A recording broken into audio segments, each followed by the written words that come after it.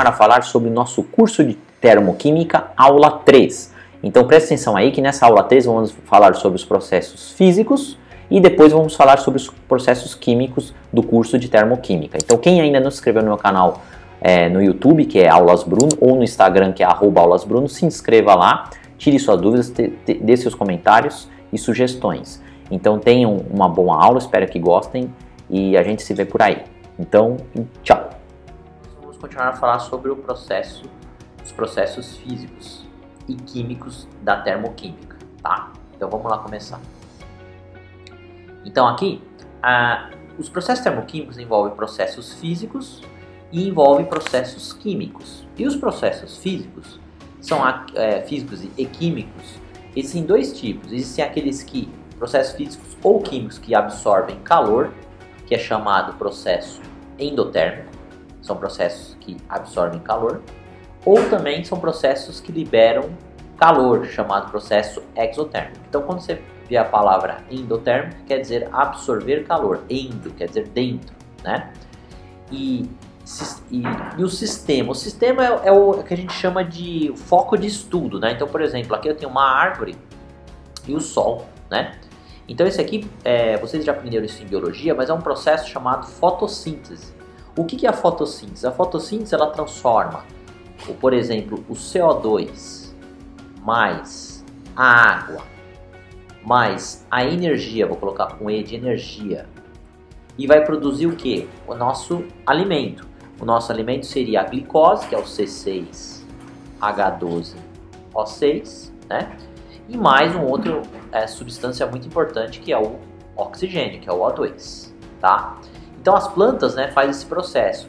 A partir da sua clorofila, elas é uma organela que consegue capturar a energia do sol, esse E de energia, e consegue transformar o gás carbônico que tem na atmosfera mais o vapor de água em glicose mais oxigênio, que é o gás que nós respiramos. E nós, seres humanos, em geral, quebramos essa molécula de glicose, mais consumimos oxigênio e formamos CO2, água e liberamos energia, né? Nós, humanos, fazemos ao contrário das plantas, que são seres autótrofos, tá?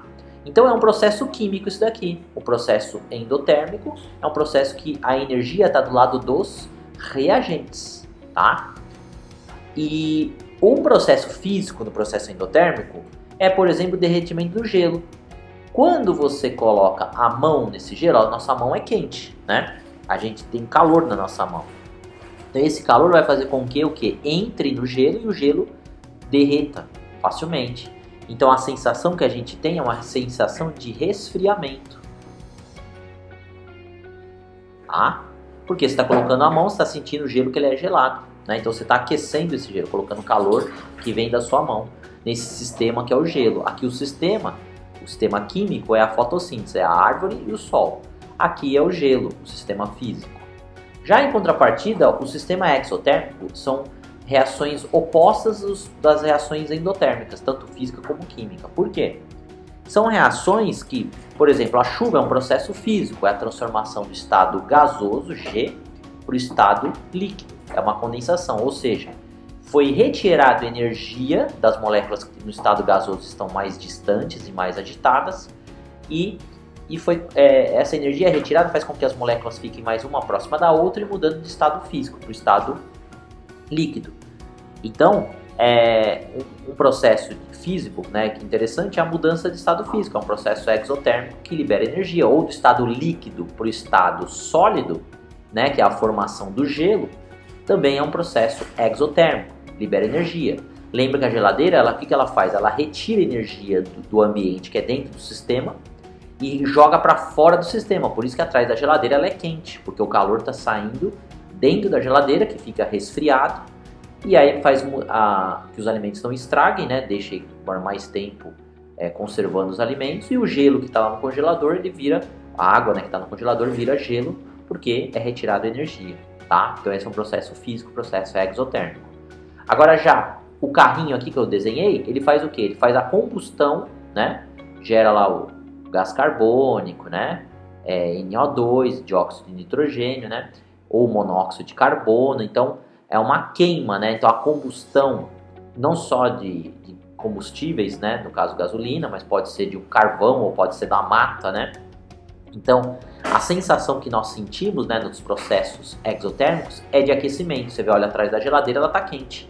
Você olha, põe a mão na tampa do motor do carro, ele está quente. Ou uma queimada, uma fogueira, ela é quente. Então, a sensação que nós temos é de aquecimento. Tá bom? Então, tanto a queima de combustíveis fósseis ou como mudança de processos físico do estado gasoso para o líquido, líquido para o sólido ou do gasoso para o sólido diretamente, né? A gente fala que é um processo exotérmico físico. E aqui na queima de combustíveis fósseis é um processo exotérmico químico, porque uma substância vai se transformar em outra, tá? Ou seja, são processos que, ao contrário da reação, vamos pegar o exemplo, por exemplo, a gasolina. A fórmula da gasolina é C8H18, né? Reage com o oxigênio do ar e nessa queima da gasolina vai formar CO2, se a combustão for completa, água, mais energia. Então a energia está do lado dos produtos, tá? Então a energia na reação endotérmica está do lado dos reagentes, e na reação exotérmica a energia está do lado dos produtos. Então ela é como se fosse um produto, tá bom? Então é como se fosse um produto. Tá? Então, sabendo disso, vamos fazer agora um exercício muito interessante que caiu aqui na prova de vestibular, tá bom? Então é assim, ó, nós temos assim, a respeito da combustão de 1 mol de gás propano no estado padrão, são feitas as seguintes afirmações. Trata-se de um processo endotérmico. Lembra que queima, combustão, a gente tinha falado que era exotérmico. São processos que liberam energia, você tem uma sensação de aquecimento, tá? Ocorre a liberação de energia para o meio externo? Isso está certo. A 2 está correta. Porque acabei de mostrar para você na equação aqui da queima da gasolina, libera energia, ó. Então isso está certo. O processo exotérmico acontece isso, na combustão, né, de um gás, tá bom? A formação de 3 mols de óxido de carbono e 4 mols de água. Então, para saber disso, nós temos o quê? Montar a equação química. A fórmula do gás propano, essa aqui é uma prova de vestibular, então você tem que saber a parte de química orgânica. Você tem que saber que o propano, é um composto que começa com prop, são 3 carbonos, então você coloca C3. Propano são hidrocarbonetos, então é uma molécula que ela tem 8 hidrogênios, né? Então ela tem assim, ó, ela tem C8 aqui assim, ó, tá? Porque se você for desmontar ela, como que fica assim, ó? 1, 2, 3. O carbono faz 4 ligação química. Então aqui tem 1, 2, 3. Tem 3 aqui na ponta, mais 3 nessa outra ponta, porque ele faz 4 com outro carbono, e esse carbono no meio já está fazendo 2, então é 2 hidrogênios. Então o total tem, ó, 1, 2, 3, 4, 5, 6, 7, 8. Então o total tem 8. Aí vai reagir com o oxigênio do ar. Se a combustão for completa, no caso aqui ele não fala, ele fala que a combustão é completa, então sempre quando a combustão é completa e tem hidrogênio, forma CO2 e água. Então vai formar CO2 mais água. Aí nós vamos fazer o balanceamento. Como eu tenho 3 carbonos aqui, então eu vou colocar 3 aqui na frente da molécula de CO2.